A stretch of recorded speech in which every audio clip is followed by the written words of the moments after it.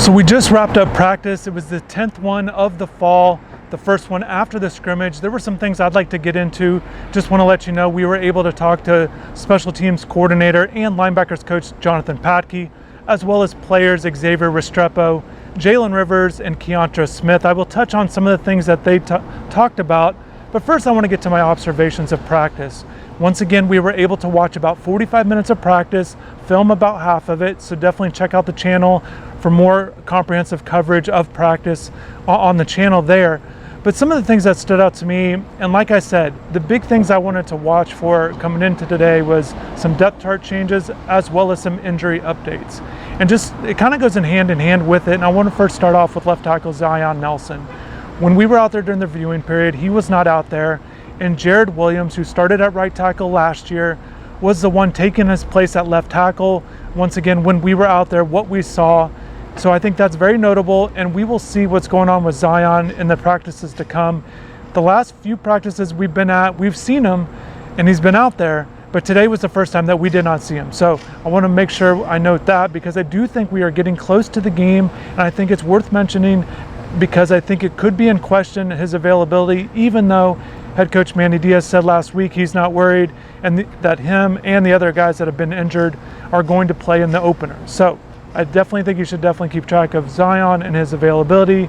And then with Jared at left tackle on the first unit, DJ Scaife was at right tackle. DJ's been a guy that's played tackle and guard throughout his career. We've actually seen him in reps at guard and tackle throughout fall camp, but we saw him at right tackle, and then Navon Donaldson right guard, Jalen Rivers left guard, and then Corey Gaynor at center. That's the top unit that we saw today. So I find that very interesting, something to definitely keep an eye on.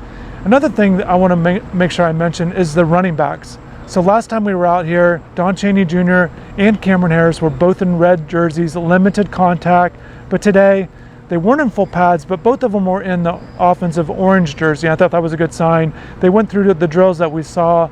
I thought both of them ran well, with the understanding of Don Chaney is dealing with a shoulder injury. So, but even still, I thought he moved well, and I thought both of those guys did well in reps. Jalen Knighton, once again, is still healthy. He's a guy that looked good in those drills, showed his burst. That's exactly what you want to see, even though we did not see him a lot in contact or going against defense. You still want to see a guy run well, especially a guy that's noted for his speed. I think we saw that today.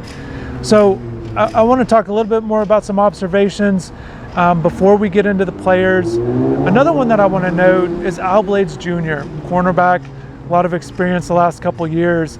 He's a guy that we've seen at practice go through position drills but not do the team stuff. And then today was the first time that we have seen him do team 11-on-11 work. He was on the second unit there at corner.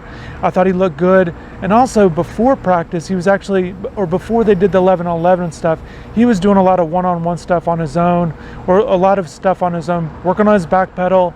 And kind of looking back, it definitely felt like he wanted to make sure he was right, make sure his technique was good once he was integrated into some team stuff. So I thought that was good. We saw Al in there go through the team drills, but also after practice, I want to make sure I note that he was doing one-on-one stuff with a receiver, getting that extra work in. To me, I'm taking all this in, that he's really doing his best to make sure he's ready for the opener, get as many reps. And time has passed, once again, 9 practice, 8, 9, and now this was practice 10. So now he's maybe starting to get geared up and revved up, ready to go, and make sure he's ready for the opener. So I think we'll see more of this moving forward, assuming he has no setbacks. So going back to Coach Patke, one of the things that stood out to me is I asked him about the tackling, or I asked him about how he feels his group is defending the run, because as you know, last year the linebackers really struggled. In particular, they struggled against the run, and you guys know about the North Carolina game. That was awful. And if you paid any attention at all to Alabama, look for them to run the ball as well, because they've got talented guys. They're putting in a new quarterback, so definitely that's an option to run the ball there in the opener. So I asked Coach Patke how he feels that how they've defended the run, and he said, look, this is something that he's been preaching every day to his guys. He did say that he wishes that they would have a little bit more reps against the run, so maybe they will start getting more into that. And he also said that, look, he knows what's coming for them, for his group, in the opener. So they definitely expect a run game, a strong running game by Alabama. So they're definitely taking note of that.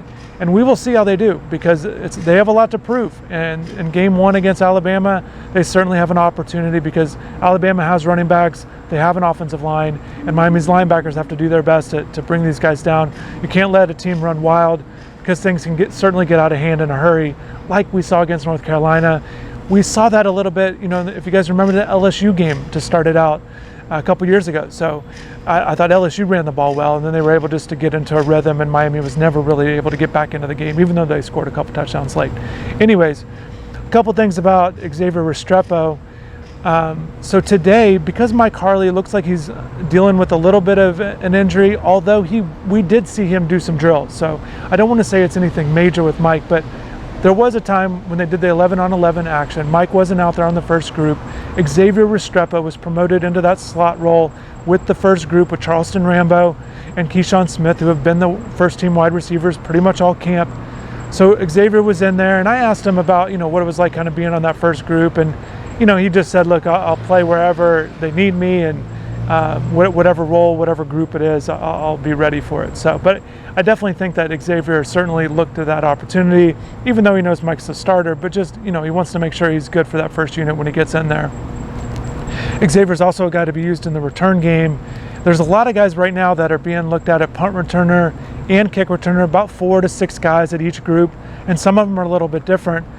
Coach Patke mentioned a name, a punt returner, who he seemed pretty impressed with, and a little bit of a surprise, but he really likes what Tyreek Stevenson's bringing to the team there. And I find it always interesting when a defensive player is involved in the return game, just because you typically go with the offensive guys, and Tyreek's a guy that we've not seen at the University of Miami, although he did return punts at Georgia, so he has experience in the return game at college, but we've just not seen it at Miami yet. So it's definitely something to watch for, but they really like what he's bringing to the table there. Big thing they said about the return game is they want a punt catcher before a punt returner, so that's definitely a key. But also, they're looking for game-breaking ability, particularly in the kick return game. Coach Patke said he really likes Mike Harley back there, so pay attention to those two names as things get shuffled around. Keyshawn Smith is also a guy in the kick return game. They really like his speed back there as well. As far as Jalen Rivers go, look, with the injury to Ja'Kai Clark, Jalen's been the guy, and it would have been a battle, I think, but Jalen's been that first team left guard pretty much all fall camp, and he feels like he's really settling in there. He said he's maintaining a weight at 325. He's trimmed down a little bit, but right now he's trying to maintain so that he feels good with his weight. And he's one of those guys, when you hear 325, he definitely carries it well. So definitely a strong guy that they'd like there. And once again, with the different moving pieces at tackle, Jalen and Navon Donaldson at the guard positions have been mainstays in addition to Gaynor. So offensive line, really feels like it's shaping up, but we don't know when Zion Nelson, if he returns, or what it looks like when he gets back, because I think you will have that battle at right tackle between Williams and Scape. So pay attention to that. Other things that we saw today, before I wrap this up, and maybe a little bit more observations, I touched a little bit on some of the injuries. One of the things I saw after practice, there were a lot of guys kind of doing some extra work. It could have been some disciplinary stuff, because it was some running, some up-down type things. I did see Bubba Bolden doing some stuff, and then I saw Bubba Bolden on the jugs machine, and definitely I was able to get a little bit of video of him doing that, because I think a lot of people do like watching that extra work after practice, something a little bit different than what we see at practice. But I thought Bubba did pretty good for the most part on the jugs. But I just thought, in general, anytime a player does the extra work on the jugs, I think it's good, particularly for a defensive guy. And it always reminds me of the story I heard about Ed Reed, an off-season, really putting in a lot of work on the jugs machine when he was in the NFL, and that's the year he had that big breakout season with the Ravens, and it translated. But he was definitely doing that really high intensity, that high velocity catches, and he definitely got better as the summer went on. If you haven't heard me tell that story, it's a great one. I'd love to really get into it. But anyways, good to see some guys doing some extra work. Definitely appreciate everybody for watching. Thanks for tuning in. If you haven't yet, subscribe to the channel so you stay locked in, but also for more comprehensive coverage of the Hurricanes, from practices, our thoughts and analysis, interviews and things like that, definitely check out InsideTheU.com. And for everybody that is taking advantage of our recent deal, our subscription deal, we definitely thank you for being a new subscriber. Welcome aboard, and anything we can do to help make your experience better, definitely reach out to one of us. So thanks again for watching, and take care.